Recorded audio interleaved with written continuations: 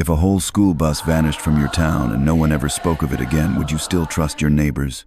In Pine Hollow, 26 kids disappeared one April morning, and the silence lasted 18 years. Some say the church kept their secrets. Others say the ground did. If you've ever lived in a place that hides the truth, comment below and tell us where you're watching from tonight. April mornings in Pine Hollow had their own kind of peace, the kind that hums between the trees before the world wakes up. The air smelled like sun-warmed pine and distant rain, and the whole town seemed to hold its breath as 26 high school seniors lined up beside the yellow bus parked in front of Pine Hollow High. Parents waved with paper cups of coffee, snapping photos, pretending not to be nervous. The bus engine rumbled like a restless animal. Laughter, camera flashes, and the sharp scent of gasoline filled the air. 17-year-old Anna Reed climbed the steps first, her curls catching the morning light. She carried a paper lunch sack in one hand and a disposable camera in the other. Her cousin, Claire Whitman, 12, waved from the sidewalk, holding her own cheap camera. "Bring me a souvenir," Claire yelled. Anna smiled.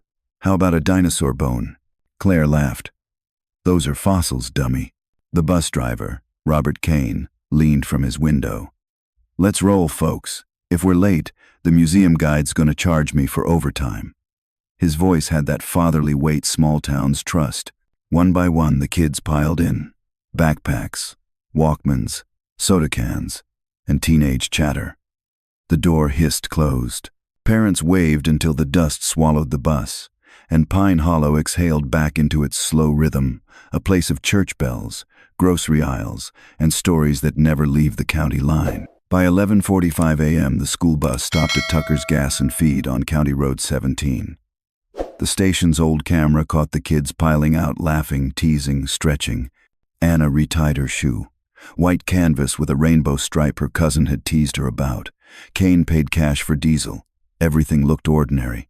But in the far corner of the security footage, a dark pickup truck idled, windows tinted, engine running, watching. By 2 p.m., the museum in Little Rock expected the bus. By 3, a teacher called. By 4, the principal paced the school hallway, phone glued to his ear. By 5, the sun dipped behind the pines, and Pine Hollow turned from curious to afraid. Deputies searched the highways. Helicopters circled until dawn. No tire marks, no wreckage, no signal, no sound. The next morning, the church filled before sunrise. Pastor William Harker preached that the Lord works in mysteries, his voice echoing through the wooden rafters. People nodded, prayed, and wept. And outside, under the white cross by the road, someone left 26 small candles flickering in the wind. Weeks passed. Flyers curled on telephone poles. Hope dried out like mud on boots. People whispered at diners, then stopped whispering altogether. The town stayed the same on the surface, but everyone knew it wasn't. Claire grew up with that silence pressing on her shoulders. She left Pine Hollow at 18 and never looked back, until the morning her phone rang 18 years later. The call came from Alma Tucker, the sister of the man who owned that same gas station from 1998. "Detective Whitman? They're building a new subdivision out by County Road 17. My brother said they hit something with the backhoe. Yellow paint. Looked like a piece of a bus." Claire froze. "Did you call the sheriff?" "Yes, ma'am. Sheriff Holler's already out there, but when I saw the color, I thought of you." The line went quiet. The air in Claire's small Austin apartment felt heavy, like a storm pressed against the windows.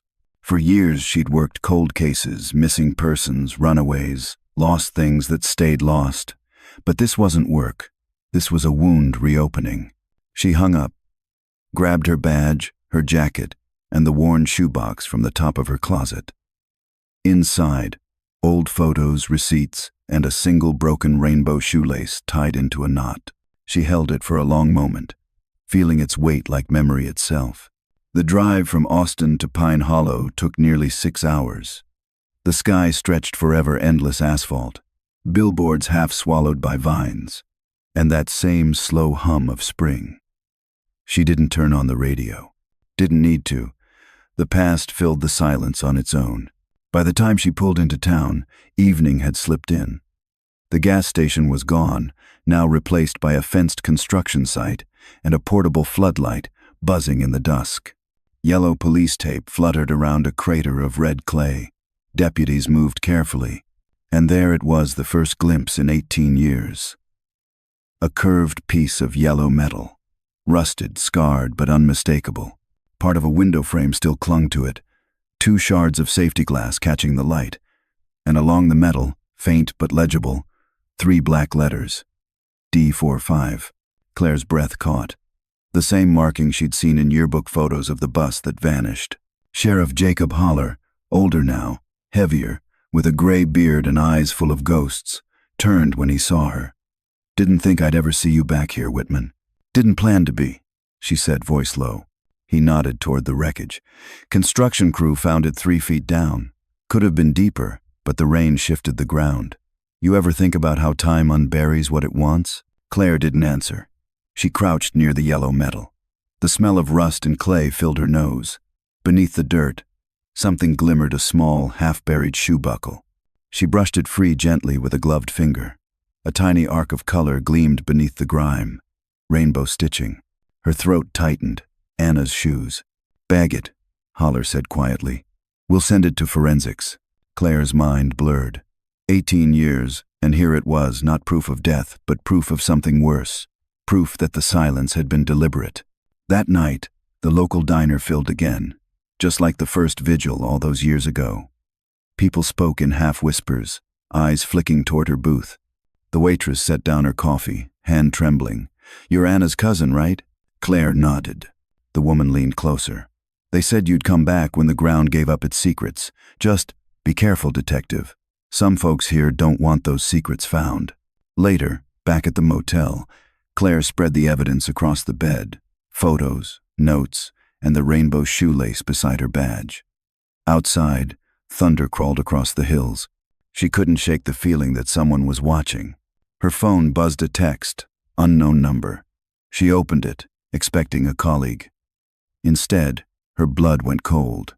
It was a photo, freshly taken. The same bus fragment from the construction site, glistening under a floodlight. But the angle wasn't from the press or law enforcement. It was from the tree line, a hidden perspective. And in the mud, beside the yellow metal, something else had been drawn, a symbol. A crude spiral, intersected by 2 lines. Under the image, a single message. "Don't come home, Claire." She stared at the screen until the glow dimmed. Her pulse thudded in her ears. That symbol, she'd seen it before. Years ago, carved into the wall of the Caldwell Ranch basement, where kids used to dare each other to spend the night. A place the grown-ups said was haunted. Claire whispered to no one. It wasn't haunted. The phone buzzed again. A voicemail this time, silent for 5 seconds. Then a low male whisper, faint, broken by static. "If you come back, come alone." Another pause. "We're still waiting." Claire's breath caught. She stood, walked to the window, and peeled back the curtain. The parking lot was empty. The highway beyond shimmered with heat, nothing more. But she could have sworn she heard it just faintly. From far off, an engine idling somewhere in the dark, patient as if it had been waiting 18 years. And in that stillness, she knew. The bus was only the beginning. Morning crept over Pine Hollow like a sigh, gray, heavy, and slow. The rain had rinsed the streets clean, but nothing could wash away the chill that clung to the town. The mist hovered low across the rooftops, as if the place was holding its breath, waiting for something terrible to remember. Detective Claire Whitman parked her rental in front of the Pine Hollow Sheriff's Department, the same red brick building she'd seen in her childhood on school field trips, back when law and order felt simple. The flag out front was soaked, drooping halfway down the pole. Inside, the air smelled like floor wax, dust, and the kind of coffee that's been reheated one too many times. Sheriff Jacob Holler met her by the door. He looked older, wider in the shoulders, slower in the step, but his eyes were the same, pale and weary, like he'd forgotten how to rest. "Welcome home," he said, though his tone made it sound like an accusation. "I didn't come home," Claire replied. "I came for the truth." He sighed. Same difference around here. In the evidence room, under flickering fluorescent lights, The fragment of the yellow bus rested on a tarp. Mud clung to its edges like dried blood. Next to it, inside a sealed plastic bag, sat a single artifact, a small white shoe with faded rainbow stitching. Claire stared at it for a long time. "Anna's," she whispered. Holler cleared his throat. The forensics boys confirmed it's from the district's fleet. 1998 make. Paint matches. But that, he nodded at the shoe, that's what convinced me. The silence stretched between them, heavy and full of ghosts. Claire's eyes followed the clean edge of the metal. "It wasn't torn from a crash," she said. "It was cut. Someone wanted it buried." The sheriff rubbed the bridge of his nose. "You're saying it was deliberate?" "I'm saying it was hidden." He looked at her for a long moment. "You really think you can dig up what's been buried this long?" Claire's voice was calm. "Time doesn't bury the truth, Sheriff. People do." The road to Caldwell Ranch was a winding, forgotten thing, a narrow stretch of cracked asphalt swallowed by pines and kudzu.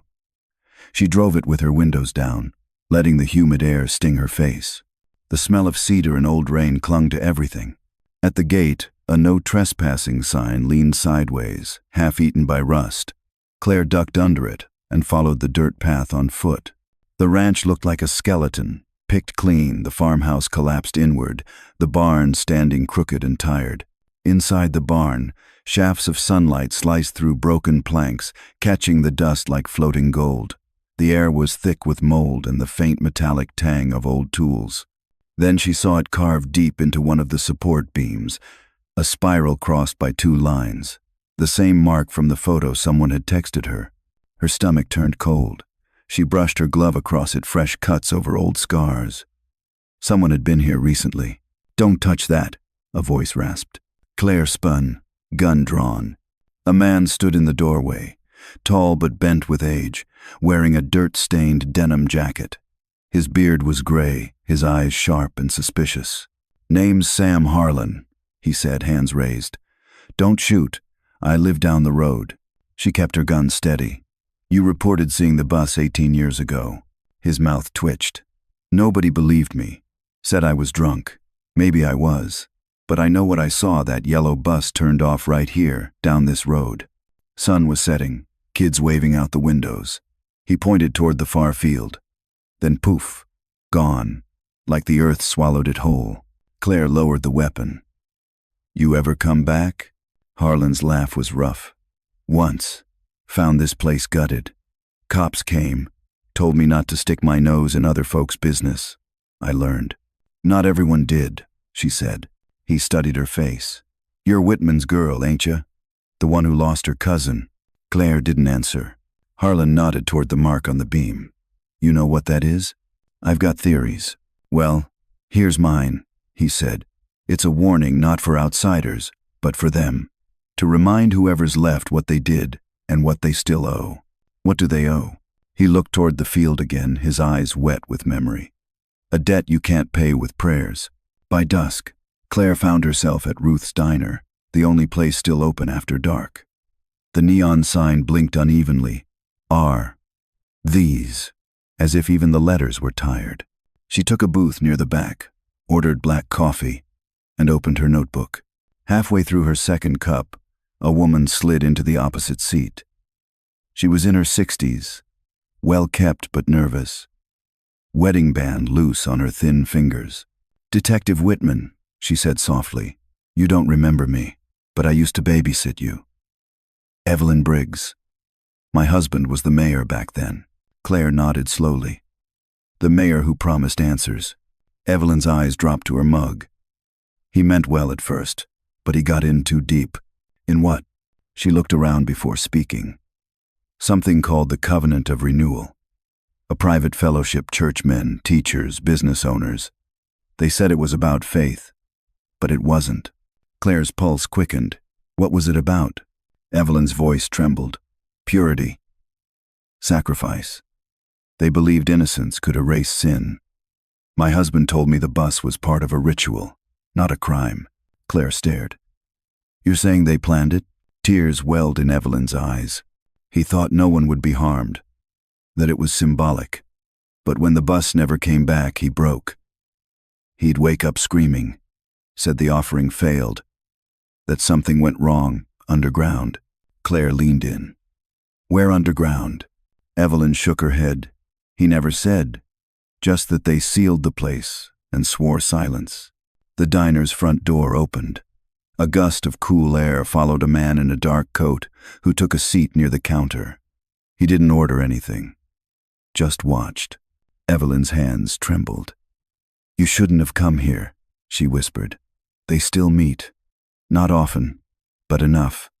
They never left Claire. The covenant still breathes. Who are they? Evelyn stood suddenly, fumbling a few dollar bills onto the table. If you dig into this, they'll come for you too. You're already being watched. Before Claire could stop her, the woman hurried out into the rain. Through the window, Claire saw her unlock a blue sedan, hands shaking. Then, for just a second, the diner lights flickered. When they steadied again, a black pickup idled across the street. The same one from the construction site footage. Its engine purred like a patient animal. Claire's phone buzzed. A text. A picture. Evelyn Briggs sitting in her car, frozen in her seat. The photo was taken from outside her windshield, a handprint smeared across the glass beside her face. No caption. Claire's heart slammed in her chest. She looked toward the street, but the pickup was gone. Only wet pavement and the echo of tires fading into the distance. Her hands shook as she sipped her coffee, now gone cold. A voice in her head whispered, "They're warning you." But she'd never been good at heeding warnings. It was close to midnight when she parked outside the old Pine Hollow High School. The building stood abandoned, its windows boarded, its gym roof sagging under years of rain. The air buzzed faintly with crickets. She turned off her headlights and sat still, staring at the flagpole in front of the entrance. Rain slid down the windshield in slow, crooked lines.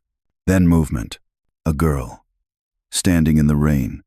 Barefoot, wearing a white dress, hair plastered to her face. Claire's chest seized. She pushed open the door, calling out, "Hey, are you all right?" The girl didn't move. She just turned her head slowly, eyes catching the lightning for a second, pale, almost silver. Then she ran toward the trees. "Wait," Claire shouted, splashing through puddles. By the time she reached the field, the girl was gone. Only a trail of small footprints led halfway across the mud before fading. At their end, carved into the cement base of the flagpole, was the same spiral symbol she'd seen in the barn. Her phone vibrated again. A new voicemail. No caller ID. She pressed play. Static at first, then a soft, trembling voice, a girl's. "Claire, it's me. It's Anna. Don't look for us." The recording ended with a faint click, followed by silence. Claire stood in the rain, her pulse roaring in her ears. Was it a trick? A recording? Or had she just heard her cousin's voice after 18 long years? She looked toward the black woods where the girl had vanished. The trees swayed like they were whispering something she wasn't meant to hear. And for the first time since she'd come back, Claire felt it that same heavy, humming silence Pine Hollow had carried for almost 2 decades. Only now it wasn't silence. It was waiting. The next morning came with sunlight too bright to trust. Pine Hollow looked almost peaceful. Church bells, coffee steam curling from the diner, kids on bikes racing past the courthouse as if nothing dark had ever touched the town. But to Detective Claire Whitman, peace here had always been camouflage. She sat in her motel room with her badge on the nightstand and the voicemail replaying for the 10th time. "Claire, it's me. It's Anna. Don't look for us. The voice was thin, trembling, almost swallowed by static, but it was Anna. Claire would have known that timbre anywhere. Half laugh, half whisper, the way she used to tell stories under the covers when they were kids. Claire wrote 3 words in her notebook. Anna is alive. She didn't believe in miracles, only in evidence. But evidence had a sound, and that voice was real. She needed help, but she also knew better than to trust Pine Hollow's silence. So she drove north toward County Records, a small building squatting behind the library, where the files smelled of mildew and old smoke. Inside, Deputy Nina Brooks, young and sharp-eyed, greeted her.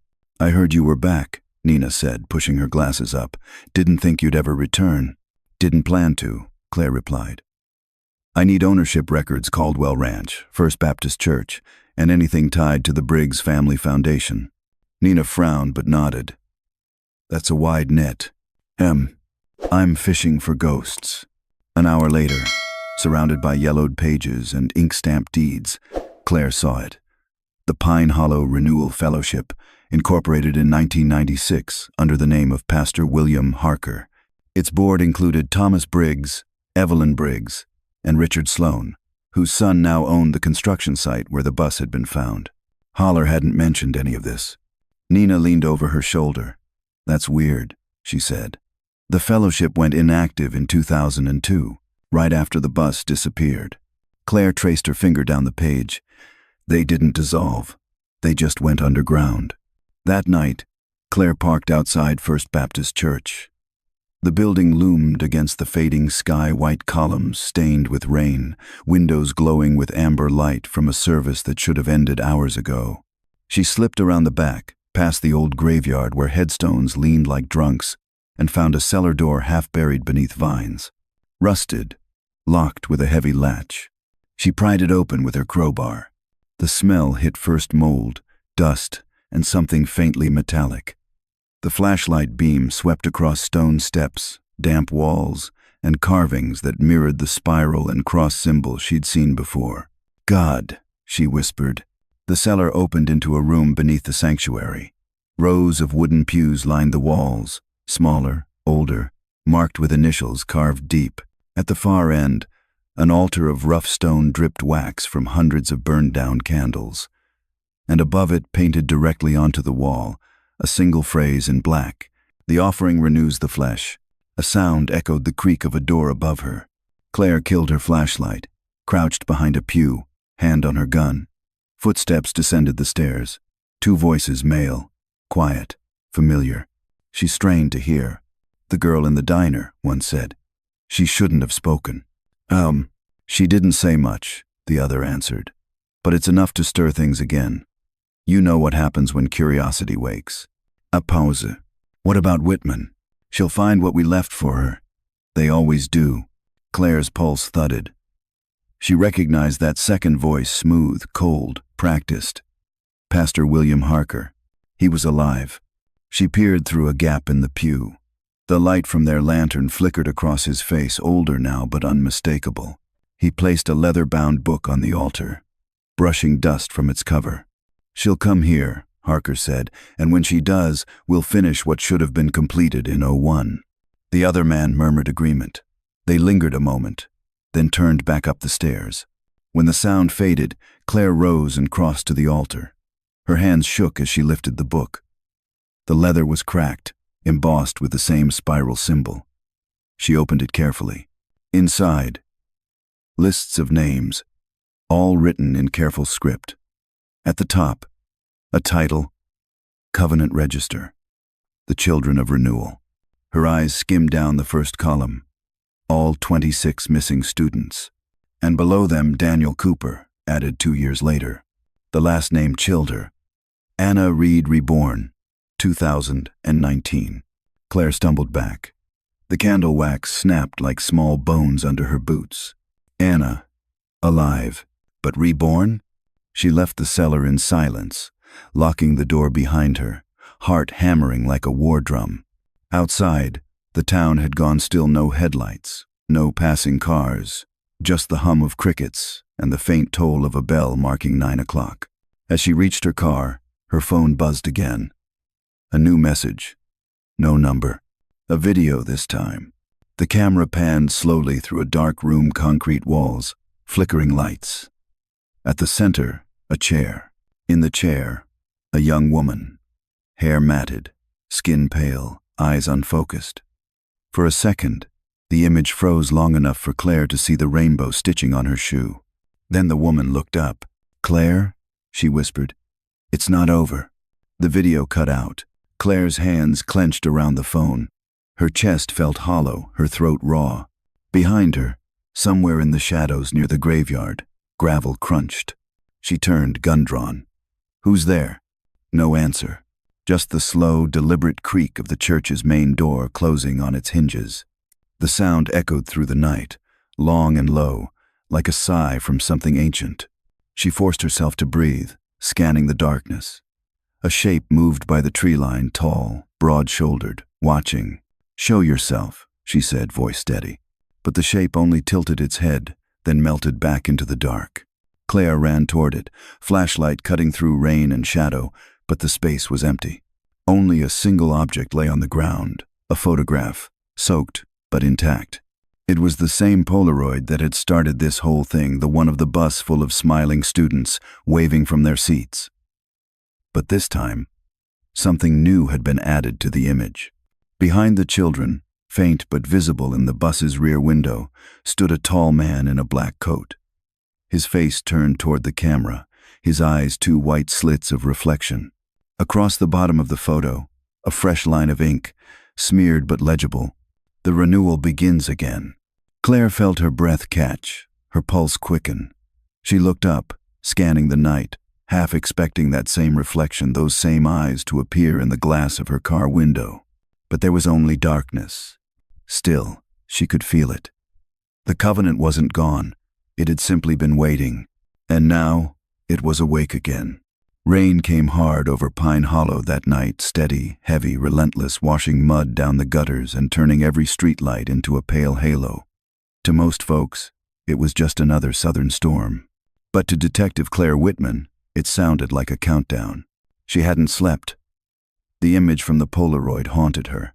That dark figure behind the bus seats, his face half lit, eyes glowing with reflection. Every time she closed her eyes, the rain became the sound of 100 small hands drumming on glass, begging to be remembered. By dawn, she was back at the sheriff's department. Sheriff Holler sat behind his desk, looking like a man chained to a secret. He rubbed his jaw when she dropped the wet photograph in front of him. "I found this under the old church," she said. "The covenant of renewal wasn't just a rumor. They're still here." Holler stared at the photo a long time, then sighed. "Claire, this town is bled enough. Dig too deep and you'll tear it open again." "It's already open," she snapped. "That bus piece, the symbol, the video of Anna, someone wants me to see this. They want me back in." He leaned back, eyes heavy. "You think Harker's still alive?" "I saw him. In the church basement. He's leading them again." That name made Holler flinch. Pastor William Harker, the man who'd once preached forgiveness, but whispered salvation through obedience. The man who'd disappeared 3 weeks after the bus did. "Don't go after him alone," Holler said finally. Claire gave a humorless smile. "You already know I will." She drove south toward the old Sloan estate, a crumbling colonial mansion that overlooked the town from its lonely hill.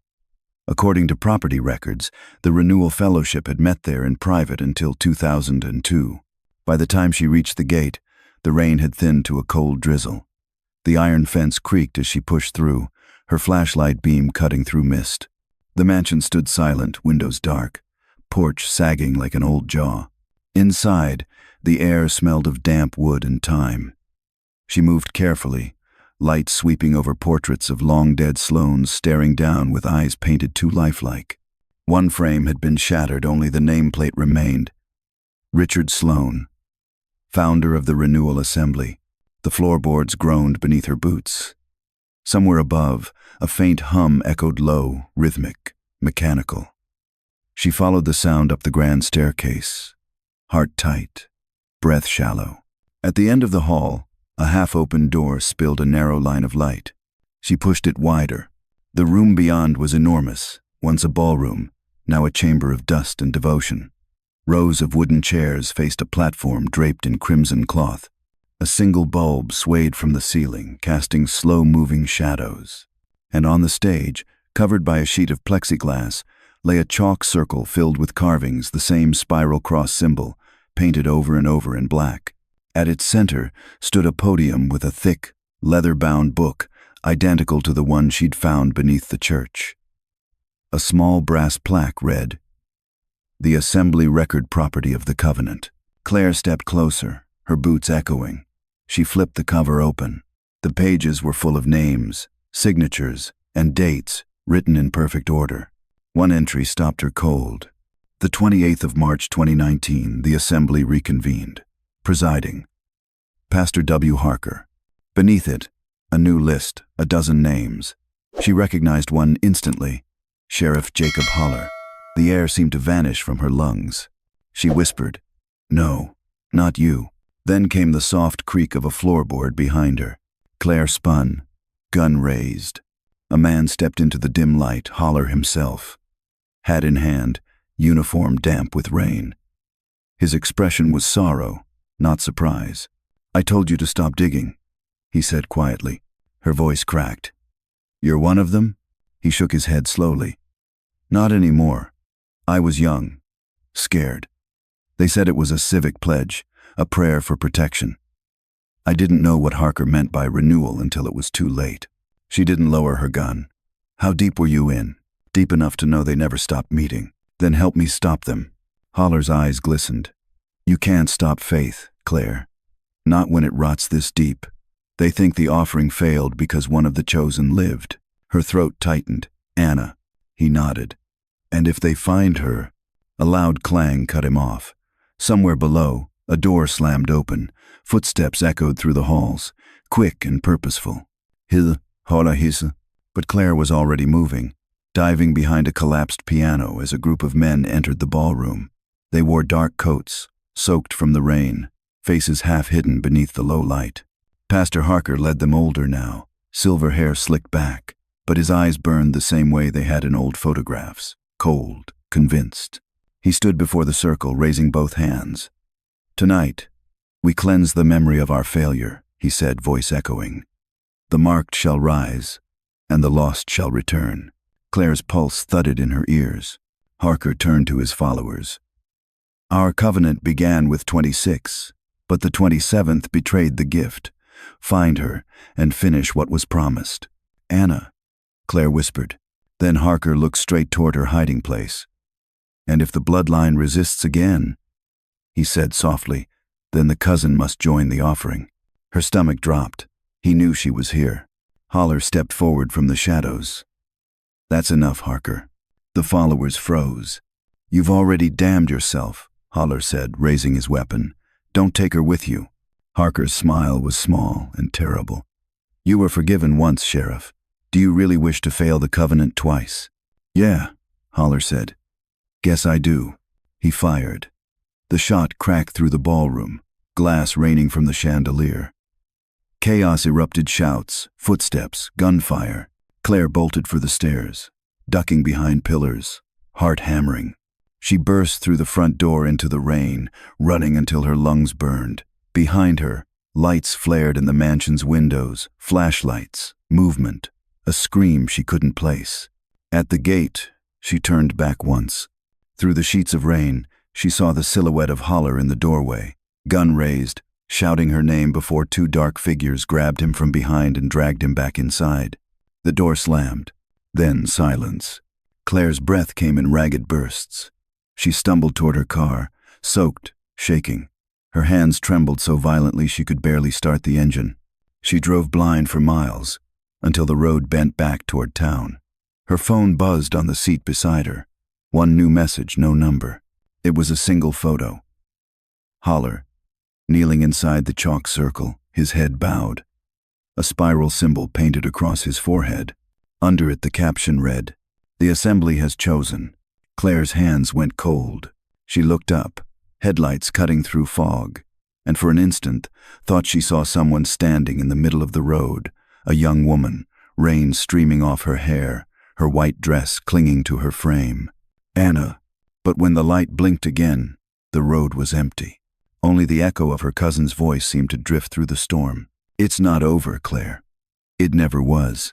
The rain stopped by morning, but the air still carried that bruised smell, wet earth and gunpowder, grief and gasoline. Detective Claire Whitman parked outside the edge of Pine Hollow Forest, her hands trembling against the steering wheel. The photo from last night sat in the passenger seat. Sheriff Holler, kneeling in a chalk circle, the black spiral painted on his forehead like a brand. She wanted to believe it was fake. She couldn't. The radio crackled faintly, the local station murmuring soft gospel as if mocking her. She turned it off and stepped out. The mud clung to her boots like the town itself refusing to let her go. She wasn't sure what terrified her more, that Holler might be dead or that he might still be alive, but one of them. She pushed deeper into the woods. The fog still clung to the ground, the pines whispering against each other. Somewhere in the distance, a hawk screamed, a sound too sharp for the hour. Half a mile in, she found the shack. It was small, half collapsed, hidden between two ridges. Smoke rose from a metal pipe stuck through the roof, thin and gray. Someone was inside. She drew her gun and approached quietly. The door creaked when she nudged it open. A single lantern burned on a table beside a bed. And on that bed, wrapped in a tattered blanket, sat a man gaunt, eyes hollow, face pale with exhaustion. He turned slowly, as if he'd been expecting her. "Detective Whitman," he rasped. "Took you long enough." She froze. Daniel Cooper, the survivor, the one who'd appeared 2 years after the bus vanished. He smiled faintly. "Didn't think anyone remembered that name." "I remember everything," Claire said, "especially the things this town tried to forget." Daniel's voice cracked. "Then you know why I can't stay here." She holstered her gun but didn't step closer. "I know they marked you." He looked down at his wrist. The skin was pale and scarred, and there, faint but visible, the spiral and cross symbol had been burned into his flesh. "They called it salvation," Daniel said. "Said we were the chosen ones, reborn through the covenant." His laugh was weak, hollow. "They don't tell you salvation hurts." Claire sat on a broken chair opposite him. "I saw the register. Your name was added 2 years after the bus disappeared." He nodded slowly. "Because I wasn't on the bus." Her heart kicked. "Then how?" "I was taken later," he said. "They needed a replacement. The ritual had to stay complete. 26 offerings. But one escaped." "Anna," Claire whispered. Daniel looked at her sharply. "You've seen her." "Not in person," she said, "but she's alive. Or someone wants me to believe she is." He ran a trembling hand through his hair. "If she's alive, then the covenant failed. And if it failed, they'll try again." Claire leaned forward. "Tell me everything." Daniel's voice grew steadier, like someone finally unburdening years of nightmares. "We were kept underground, beneath the ranch, maybe somewhere else, it's hard to tell in the dark. They made us repeat verses until we forgot our names. They said the mark connected us to the assembly above. Every scar was a promise to silence, to obedience." "Who did it?" Claire asked. "Harker," Daniel said instantly. "He called himself the Shepherd. Said he'd been chosen to guide the renewal of flesh. He believed sin lived in the bloodline, and that by taking the young, he could cleanse the old." Claire's voice was low. "A cult disguised his faith." Daniel nodded. "He didn't just disguise it, he sanctified it. The church protected him, the town turned a blind eye, and the ones who knew too much disappeared. They told us our families gave us willingly to make the world new again." Claire's chest tightened. "And you believe them?" "I wanted to," he whispered. "It hurts less when you believe." They sat in silence for a moment, the wind pressing softly against the shack walls. Then Daniel reached into a tin box beside the bed and pulled out a folded sheet of paper. He handed it to her. "I kept this," he said. "Didn't know why, but I think it was meant for you." Claire unfolded it carefully. It was a hand-drawn map, lines crude and smudged by age. In the corner, a single word. "Redemption." "This leads to them?" she asked. "It leads to what's left," he said. "The renewal grounds, where they take the mark to finish what was started." She studied the map. It wound through the forest, past Caldwell Creek, to an area marked with a small circle labeled Haven. "Daniel," she said, meeting his eyes, "you need protection. Come with me." He shook his head. "I can't. They still see through us. Every marked one carries a thread back to the covenant. If I leave, they'll follow me." She reached for his shoulder. "Then let me help." He flinched hard, clutching his arm, gasping in pain. "Daniel." His voice dropped to a panicked whisper. "They're here." Before she could react, the lantern flickered violently. A gust slammed the door open. Claire rose, gun drawn, flashlight sweeping through the storm of dust. "Daniel, stay down." No answer. When the light steadied, he was gone. The blanket on the bed lay crumpled, the window beside it open, the wind carrying in the smell of burnt metal. On the wall above the bed, scratched into the wood with something sharp, the spiral mark was fresh again, still wet with blood. Claire's breath caught. She stepped closer and found 3 words scrawled beneath it. They found me. Then, faintly from deep within the forest, came a sound that didn't belong to the wind. A low, rhythmic hum. Voices chanting in unison. She turned off her light and listened. It was distant but growing louder. She followed the sound through the trees, mud slick beneath her boots, heart pounding like thunder. The forest thinned, opening to a clearing lit by torches. And there a dozen figures in black cloaks stood in a circle, heads bowed, voices rising in strange harmony. At the center, something hung from a wooden frame. A man. His arms were bound, his head tilted forward. Claire's stomach twisted when she saw his face. Daniel Cooper. Alive. Barely. The spiral symbol was carved into his chest now, blood glistening in torchlight. The chanting grew louder. Pastor Harker stepped forward, hands raised. "The marked return to the flame," he said, voice trembling with joy. "Their flesh redeems our failure." Claire's vision blurred with fury. She raised her gun and fired once, then again. The first shot shattered a torch. The second grazed Harker's sleeve. Screams erupted. Figures scattered into the trees. She ran to Daniel, cutting him loose. He slumped into her arms, blood seeping through his shirt. His lips moved weakly. "Claire," he whispered. They made more." "More what?" His eyes rolled back. "Marked children, hidden, waiting." Then his pulse stopped.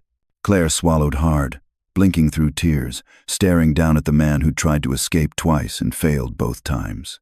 Behind her, the wind shifted, carrying a faint sound, almost a song, a child's voice, humming. She turned. Between the trees, 2 small silhouettes stood side by side, hands clasped. Their eyes reflected the torchlight, silver and hollow. When she called out, they vanished into the dark. Claire's knees felt weak. She looked back down at Daniel, at the spiral carved into his skin, at the mark that refused to die even when its bearer did. The storm had stopped, but the air was still trembling. She whispered to the night, "If there are more of you, I'll find you." The forest didn't answer, but far in the distance, a bell rang once, low and solemn, echoing through the trees. And Claire understood. The covenant wasn't finished. It had only just begun. The storm broke at dawn, leaving Pine Hollow glazed in dew and dread.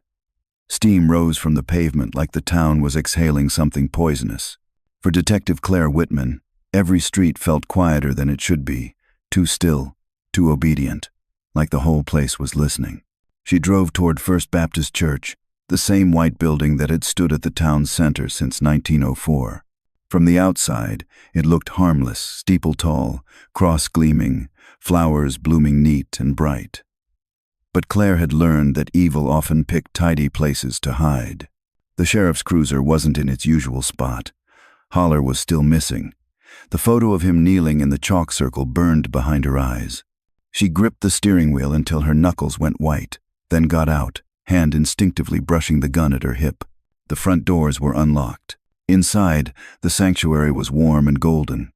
Stained glass poured soft color over the pew's red, blue, gold, a gentle trick meant to hide the chill in the air. Claire's boots clicked softly on the wood floor as she walked up the aisle. From somewhere below, faintly, came the echo of a voice.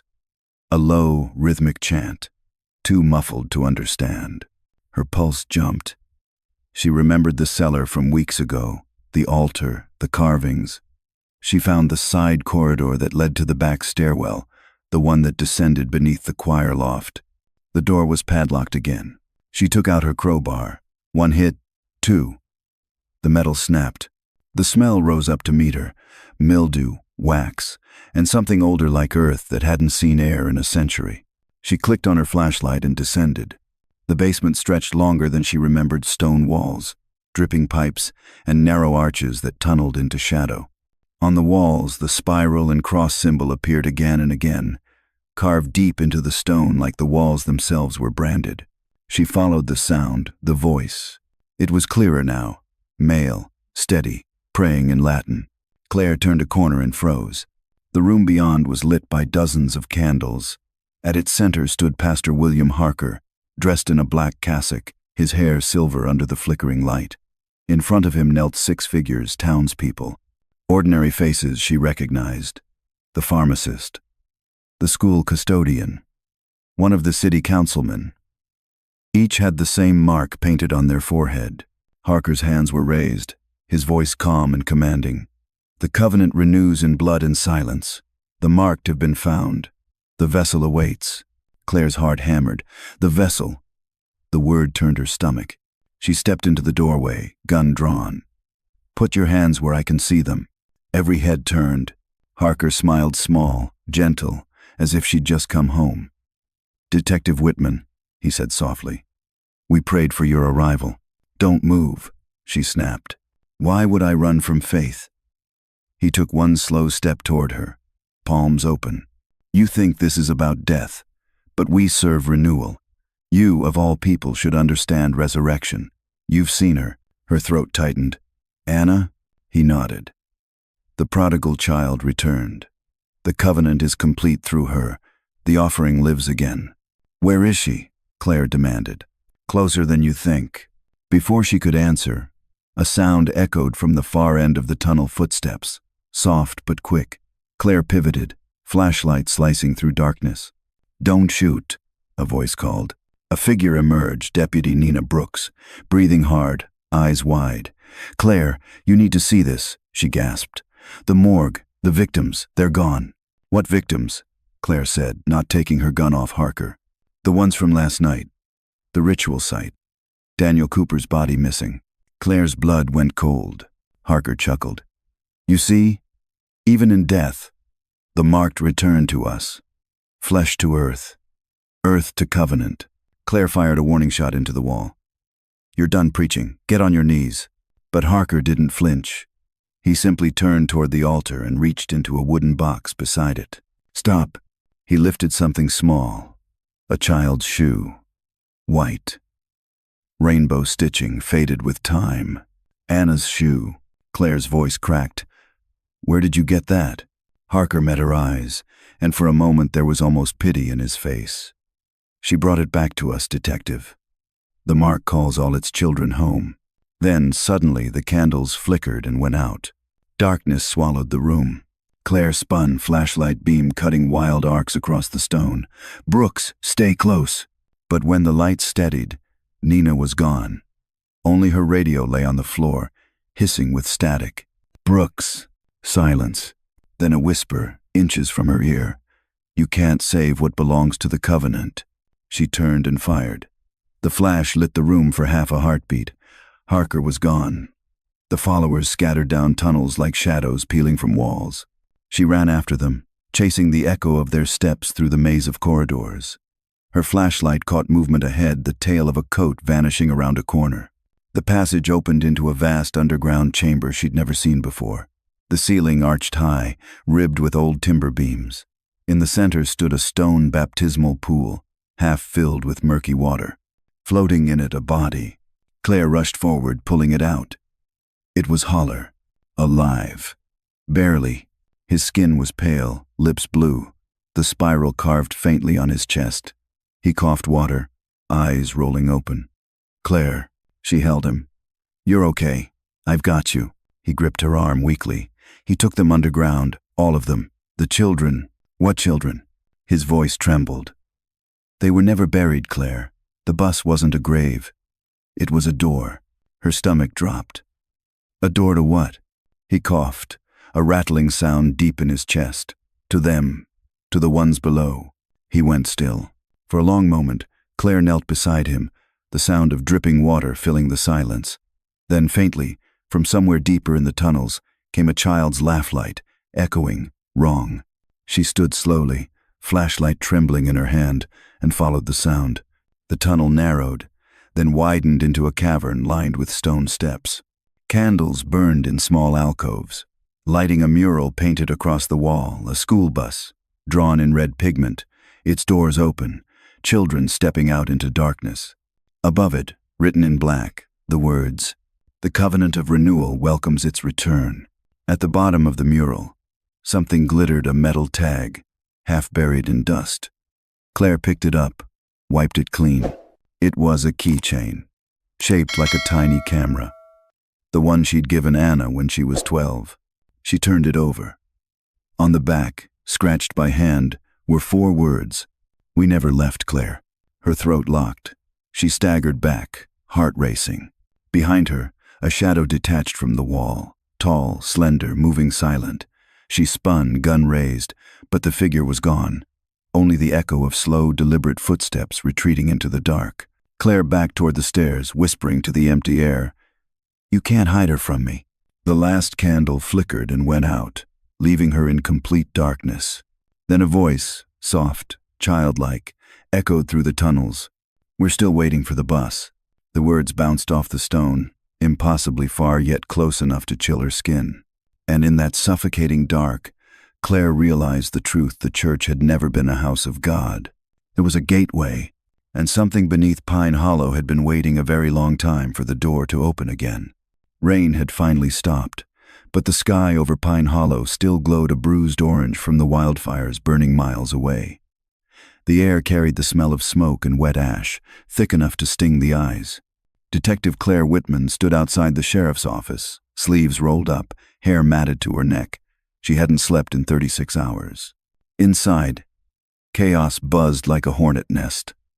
Phones rang. Radios crackled. Deputies rushed between bulletin boards, covered in maps, photos, and evidence tags. In the center of it all sat the recovered bus pieces, twisted metal and shattered glass spread across tables like the bones of a god they shouldn't have dug up. "Ma'am," Deputy Reeves called, breathless. "We've got activity out by the old timber road. Smoke again, not from the wildfires. This one's local." Claire's chest tightened. "The church?" He nodded. "Or what's left of it." They sped down the back roads in convoy, 3 cruisers and a fire truck trailing behind. As they crested the hill overlooking the town's edge, the sight hit her like a punch. First Baptist Church of Pine Hollow, the Covenant's nest, was ablaze. Flames licked up the steeple, swallowing the wooden cross, while the stained glass melted in streams of color that dripped like blood. The sound was monstrous, the roar of burning timber mixed with something else. Chanting. Claire's hands shook as she gripped her flashlight and stepped into the heat. "Get the perimeter sealed," she shouted. "Nobody, in or out." The fire chief hesitated. "Detective, that building's about to go. Then I'll make it quick." She pushed through the smoke, coughing, eyes watering. The inside was collapsing in waves of sparks. Pews burned like kindling, and through the heat shimmer she saw them, figures, unmoving, sitting where the congregation had always been. She stumbled closer. The shapes were mannequins. No, not mannequins' bodies, dressed in black robes, each with the spiral symbol carved into their foreheads. The Covenant had gathered to burn with their altar. A voice echoed from the pulpit, faint under the crackle of flame. "You're too late, Claire." She spun. Out of the haze stepped Pastor William Harker, face blistered with heat, eyes glassy but calm. "You came looking for faith," he said softly. "Now you'll see it reborn." "Where's Anna?" she demanded, coughing hard. He smiled, teeth dark with soot. "She's home." The ceiling groaned. A beam crashed behind him, showering embers. Claire raised her pistol, hands trembling. "Don't move." He spread his arms wide, fire curling around him like wings. "The Covenant doesn't die, Detective. It renews. Always." Then the floor beneath him gave way. He fell through into the darkness below the tunnels. Claire ran forward, barely dodging another collapsing beam. She dropped to her knees at the hole's edge and peered down. Smoke poured upward, obscuring everything. The smell of burning earth was unbearable. She heard voices from below. Children, singing softly through the crackling flames. "We're still waiting for the bus. We're still waiting for the bus." Her stomach turned cold. She grabbed a rope from the fire truck, tied it to a beam, and lowered herself down. The heat thickened as she descended, walls glowing red from the fire above. At the bottom, she landed ankle-deep in water the tunnels had flooded partially from the rain. The chanting was louder now, echoing through the stone corridors. Claire followed it, gun in one hand, flashlight trembling in the other. The tunnel opened into the underground chamber again, only now it glowed with shifting firelight from cracks in the ceiling. Shadows danced along the carvings, and at the center of the room stood Anna. Her cousin's hair was cut short, face pale, eyes distant. She wore a black robe and a silver pendant shaped like a bus wheel. Around her, a circle of children swayed, chanting softly. "Anna," Claire whispered. Anna looked up, and for a fleeting second, recognition flickered. "Claire?" Her voice was small, almost childlike. Claire stepped closer. "You're safe now, baby. We can go home." Anna tilted her head. "Home? This is home. We came back." She pointed toward the far wall, where something massive loomed behind sheets of smoke. The bus, or what was left of it, rebuilt from the fragments unearthed over the past months. Metal welded to metal, rust fused with clay. Someone had been reconstructing it underground piece by piece. Claire's heart slammed. "Who did this?" Anna smiled faintly. "He said it would carry us again, that we'd finish the trip." "Harker," Claire muttered. A deep rumble shook the tunnel. The ceiling cracked, sending dust raining down. Fire seeped through the fissures like liquid gold. "Anna, listen to me." Claire grabbed her shoulders, shaking her gently. "He lied to you. That bus killed you once. It'll kill you again." But Anna only looked at her with hollow calm. "You don't understand, Claire. It's not meant to take us away. It's meant to bring something back." Before Claire could respond, a voice boomed from the shadows, raw and ragged. "And it already has." Harker stepped forward, burns covering his arms, robe half gone. His eyes glowed in the firelight. "The vessel is complete. The children are ready." He slammed his hand onto the bus's metal frame. The air shuddered, and every child in the circle gasped, their chant rising into a single, piercing note. Claire fired. The bullet struck Harker's shoulder, spinning him backward. "No one else dies tonight." But the chanting didn't stop. The bus began to shake, its metal groaning as if alive. Light poured from its windows, pale, pulsing. "Wrong." Anna screamed, covering her ears. "It's waking up." Claire grabbed her arm. "Move." They ran toward the tunnel as the bus split down the middle with a shriek of metal. From inside, a wind exploded outward, icy and strong, blowing out the flames. Whispering voices filled the air, hundreds of them, overlapping the children's voices from 1998, calling for their parents. Claire dragged Anna up the ladder shaft, coughing. The church above them was collapsing. She pushed her cousin ahead and climbed until her arms ached. When they burst through the floor, dawn light broke through the smoke. The church's steeple finally collapsed behind them with a thunderous crash. Claire rolled onto the grass, clutching Anna. Fire crews swarmed around them. Sirens wailed. "Detective!" Deputy Reeves ran toward her. "You're alive. We thought—" He stopped when he saw Anna. "Is that—" Claire nodded, breathless. "One of them. We've got her back." Paramedics carried Anna to the ambulance. She looked over her shoulder, eyes glassy. "Claire," she whispered. "They're still down there." Claire gripped her hand. "We'll find them all."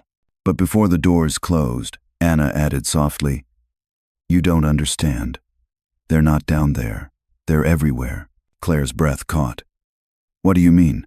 Anna's gaze drifted past her, toward the horizon where the smoke cleared to reveal the quiet town. "They never left, Claire. They just changed their faces." The ambulance door shut. Claire stood frozen, the dawn light breaking through the smoke, warming her trembling hands. She looked back at the burning church, then at the town below Pine Hollow's neat streets, its houses, its silence. From somewhere distant, a faint sound rose, the low rumble of an engine. A yellow school bus rolled slowly down Main Street, empty, windows dark, and as it passed under the rising sun, its number plate caught the light. 2-5, District 45. Claire whispered, voice breaking. "That bus was destroyed." Reeves stared after it, pale as ash. "Then what the hell are we looking at?" The bus turned the corner and disappeared. Only the echo of its tires remained soft, steady, fading into the morning. The sun rose over Pine Hollow, quiet and gold, as if nothing had happened. But Detective Claire Whitman knew the silence wasn't peace, it was aftermath. Smoke still curled from the ashes of the church, and the scent of wet cinders clung to her coat. She stood by the ruins, the morning wind tugging at her hair. Deputies moved through the debris, cataloging what was left: melted glass, warped hymnals, bones that might have been mannequins or people.